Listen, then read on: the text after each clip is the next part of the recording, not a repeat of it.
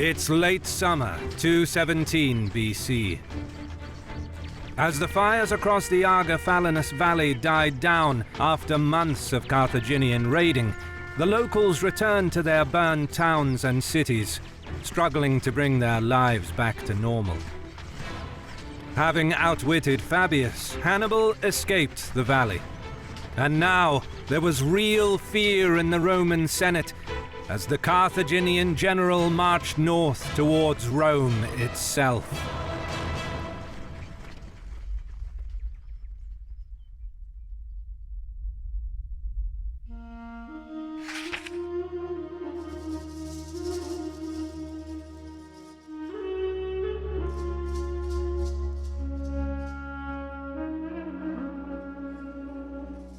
Escaping the Falanus Valley with his army and plunder intact again highlighted Hannibal's genius.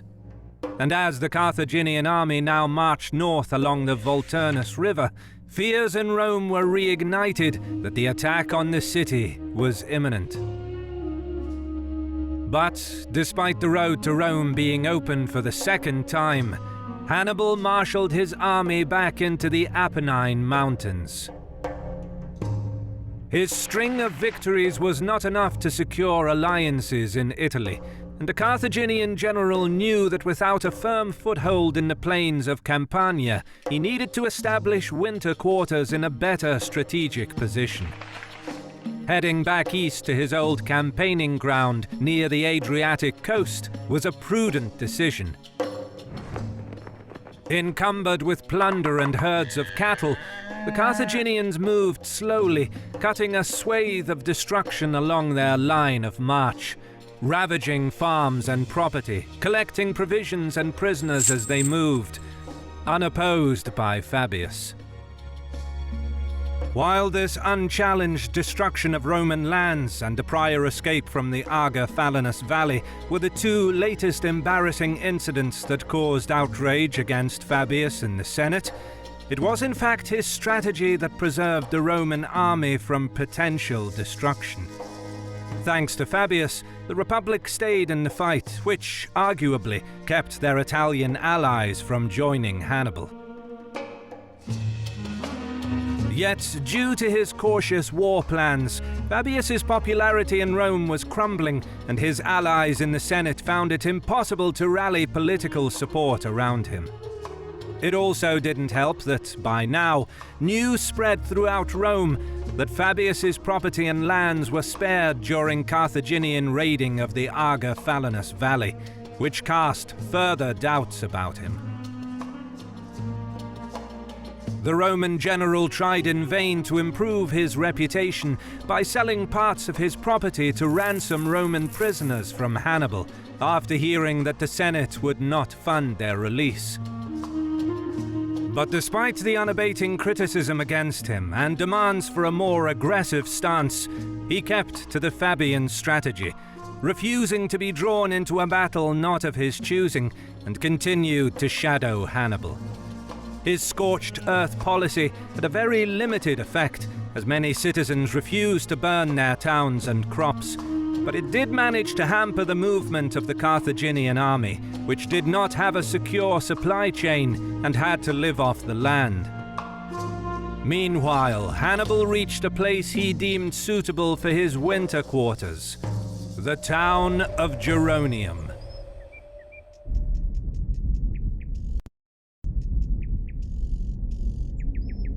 It is unclear if Geronium was taken by force when Hannibal's terms were rejected, or if he took possession of the town after the inhabitants fled.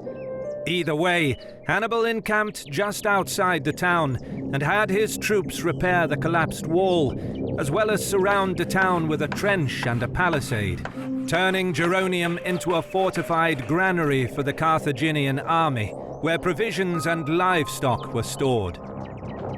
The sick and wounded recovered in the camp, as thousands fanned out to forage the fertile plain to the west, while others pastured the cattle and horses on the hillsides to the east.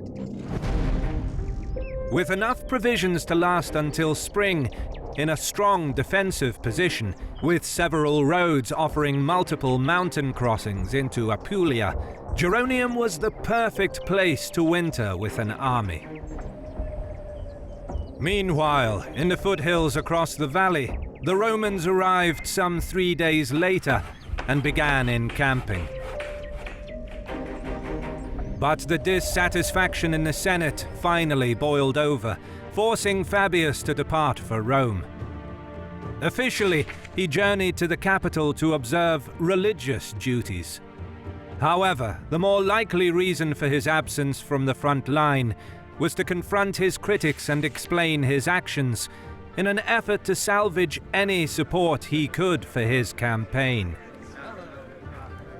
While the political discussion raged on, back in the Roman camp near Geronium, Minucius assumed a more aggressive stance. As second in command, he was left in charge of the army with orders to follow the Fabian strategy. But, eager to put pressure on Hannibal, he set up camp in the plain, from where he sent out parties of cavalry and velites to hunt down the Carthaginian foragers. Although most of the foragers escaped unharmed, Hannibal moved quickly to protect his foraging grounds by sending 2,000 Libyans to occupy the ridge overlooking the Roman camp. And just to the south, he established a temporary camp where he stationed 2/3 of his army. Eager to square up against the enemy, Minucius sent the heavy infantry towards the Carthaginian camp, while his light infantry and cavalry went for the ridge. This seemingly created a problem for Hannibal. Not only was he outnumbered, but he left his cavalry in the main camp. Whether he did this intentionally to appear weaker and trick the Romans into attacking, or because the horses needed resting, he now lacked the mobility needed for the clash against Minucius. With superior numbers and mobility on their side, the Romans took the ridge. Seeing his chance to put more pressure on the Carthaginians, Minucius moved his camp to the top of the captured hill. Expecting another attack, Hannibal restricted all foraging operations, keeping the troops in a state of readiness within the forward camp. But Minucius stayed put, and after a few days of inaction, the Carthaginian general finally broke the stalemate by sending troops to forage in ever-increasing numbers each day, until eventually some 4,000 men were committed. Dispersing so many troops in the surrounding countryside, while already being outnumbered, begs the question, did Hannibal so desperately need provisions for the winter and was forced to forage? Or did he want to weaken his position, perhaps even appear incompetent, to provoke Minucius into fighting and winning a few skirmishes, with the aim of luring the Roman general into a trap once he became overconfident? Whatever the case, Minucius answered in force. He led the heavy infantry against the Carthaginian camp, while sending his cavalry and light infantry through the back gate to hunt down the foragers. The skirmish was a bloody affair, with the Romans getting the better of the engagement, killing many of Hannibal's foragers. Realizing it was time to regroup, Hannibal marched back to his main camp. Exaggerated accounts of this victory caused widespread rejoicing in Rome. Senators and citizens alike believed that they finally had a commander who can defeat Hannibal. Hailed for his success, a law was hastily passed that made Minucius co-dictator, which was effectively a return to having 2 senior magistrates in charge. But things did not go smoothly. Fabius urged caution, while Minucius wanted to take aggressive action. Due to persistent arguments over strategy, Fabius proposed that they command the army on alternate days, or split the army into 2 independent commands. Minucius decided to take 4 legions, and establish his own camp.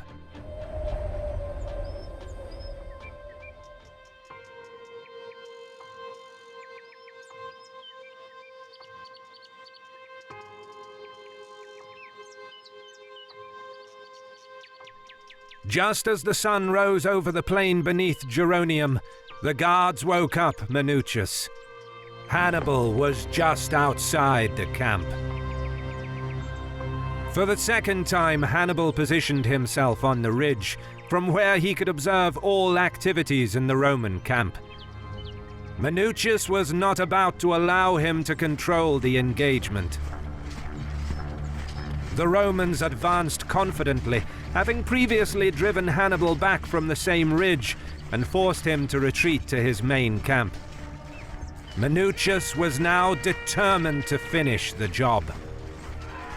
But this time, Hannibal was ready. As the Roman light infantry crashed into the Carthaginian line, it seemed like their push will again drive back the enemy. But just as his men began giving ground, Hannibal reinforced the line with troops hiding just beyond the ridge. Minucius responded by sending the Roman and allied cavalry up the hill. From his vantage point, it seemed that the Carthaginians have just about enough men to hold off his light infantry, and he was determined to break the stalemate. But as the Roman cavalry closed in, Hannibal called upon his Numidian and Spanish riders, who poured over the ridge. What seemed until now like another skirmish turned into a proper battle. Outnumbered, the Roman line quickly lost ground and was pushed back down the hill. With his cavalry fully engaged, Minucius was now unable to scout the battlefield for potential ambushes. Nevertheless, he ordered his legions forward, fearing that his troops in the front will get overrun. However, what the Roman general didn't realize is that he was sending his men straight into a trap. During the previous night, Hannibal led 5,000 Libyans and up to 1,000 cavalry, dispersing his men in groups of 200 to 300, ordering them to conceal themselves in the ravines, hollows, stream beds and tree lines to the north and south of the ridge. The skill and discipline of Hannibal's troops was evident in the flawless execution of this potentially dangerous operation. And now, as Minucius's heavy infantry advanced up the hill, they collided with the overwhelmed Roman cavalry and light infantry, losing their cohesion. At that moment, Hannibal signaled his concealed troops to attack. From the mountain slopes across the river to the north and the ravines to the south, Libyan infantry and cavalry leapt forward. Some 3 kilometers away, Fabius could see that another disaster was looming.